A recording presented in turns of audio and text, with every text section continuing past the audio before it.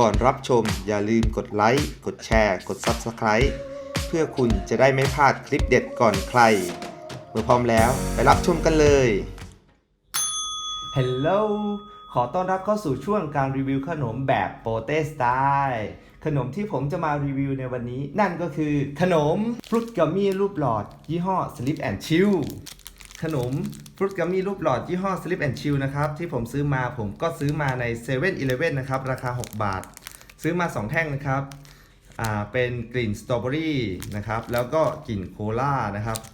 รูปหลอดนี่อย่างนี้ข้างในมันก็จะกลวงๆหน่อยนะครับความยาวประมาณ12 เซนติเมตรนะครับข้างนอกก็จะมีน้ำตาลอยู่นะครับไหนเดี๋ยวผมลองมาชิมดูก่อนนะครับว่ามันจะเป็นยังไงนะครับไหนขอลองชิมสีโคลาหน่อยสิ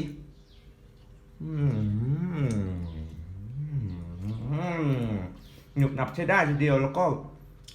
เปรี้ยวๆซ่าๆนะต้องลองดูนะครับหาซื้อได้ที่7นะครับ6 บาทได้เดี๋ยวเรามาดูกันดีกว่าว่าวันเนี้ยขนมฟรุตกัมมี่รูปหลอดเนี่ย Slip and Chill มันจะทำให้เราชิลได้ขนาดไหนกันไปดูกัน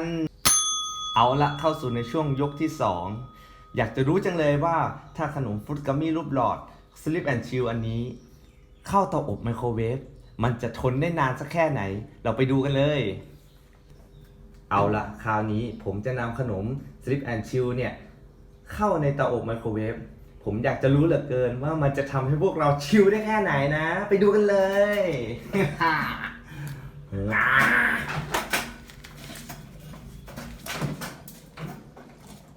มาแล้วนะครับเอาละเปิดตู้กันเลยเริ่มแรกผมจะเอา1 นาทีก่อนละกัน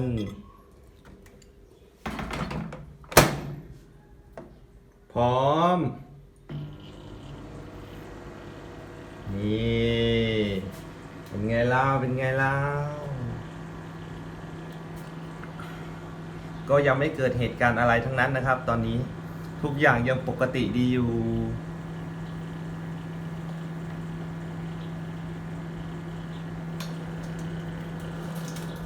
เพื่อนเห็นไหมครับเนี่ยกลิ่นเริ่มหอมมันเริ่มพองตัวแล้วเนี่ยเห็นไหมครับโอ้พองตัวแล้วเริ่มมีควันแล้วโอ้มีควันเริ่มมองไม่เห็นอีกแล้วนะครับตอนนี้ควันไหม้ไฟไหม้อีกแล้วไฟไหม้นะครับโอ้โห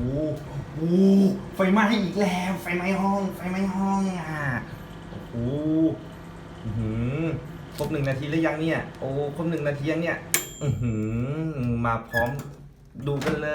ยโอ้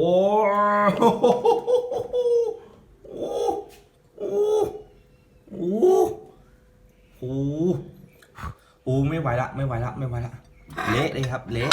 เป็นไงล่ะ1 นาทีในเตาอบไมโครเวฟ หลังจากที่เราเข้าเตาอบไมโครเวฟแล้วนะครับเราลองมาดูกันนะครับว่ามันจะเป็นยังไงบ้างเนี่ยโอ้โหแข็งโป๊กเลยเนี่ยโอ้ยกรอบเกลียวเลยนะครับแต่ข้างนอกนี้มันยังนิ่มๆอยู่เลยนะครับเนี่ยเข้าเตาอบไมโครเวฟ1 นาทีนะครับก็ถือว่าเรียบร้อยแล้วนะครับไม่รอดนะครับไม่เปรียบนะครับเดี๋ยวเราลองไปดูกันนะครับว่าผมจะทำอะไรต่อ มาแล้วนะครับว่ายกที่2นี้ผมจะทำยังไงกับขนมฟรุตกัมมี่รูปหลอดนี้ดีมันจะทำให้ผมชิลได้หรือเปล่านี่ตอนนี้ผมได้เตรียมเพื่อนจอมโหดอีกแล้ว อยากจะรู้จังเลยว่ามันจะทนได้นานสักแค่ไหนเราไปดูกันเลยนะเอาละตอนนี้ผมได้เซตอุปกรณ์ไว้หมดแล้วเป็นช่วงเวลาแห่งการจัดการกับขนมแล้วโอ้มันมาอีกแล้วพร้อมหรือยังถ้าเพื่อนๆพร้อมแล้วไปดูกันเลยมาแล้วนะโอ้ดูสิครับแป๊บเดียวเองประมาณ5 วินาทีเท่านั้นแหละที่มันไฟไหม้เนี่ยไฟลุกโชนเลยเนี่ยโอ้โหตอนนี้จำสีไม่ได้แล้วนะเนี่ยมาเลยแล้วเริ่มพองตัวเลยนะครับเนี่ย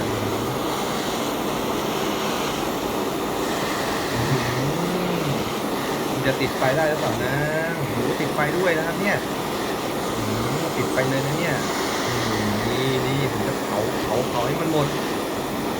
เจอดิครับมาดิครับมาดิครับ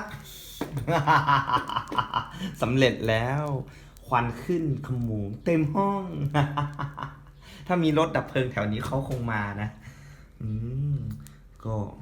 เสียงนี่ดังป๊อกแป๊กป๊อกแป๊กนะครับ เราลองมาดูกันข้างในดีกว่าว่ามันจะเป็นยังไงบ้างเนี่ยโหแข็งโป๊กเลยมันก็ยังเป็นรักษาสภาพรูปหลอดอยู่นะครับโอ้โหยังนิ่มๆอยู่ข้างล่างเนี่ยนิ่มอยู่นะครับ แต่ข้างบนเนี่ยกรอบไปแล้วเนี่ยครับเละนะครับเละโอ้โหเละนะครับเนี่ย เป็นยังไงล่ะไม่รอดทั้งสองตอนนี้ผมได้จัดการกับขนมฟุตกัมมี่รูปหลอดยี่ห้อ Sleep and Chill เรียบร้อยแล้วหากเพื่อนๆคนไหนชอบการทดลองเหล่านี้อีกอย่าลืมกดไลค์กดแชร์กด Subscribe เพื่อเป็นกำลังใจให้กับผมด้วยนะครับแล้วเจอกันใหม่ในคลิปต่อไปนะครับบ๊ายบาย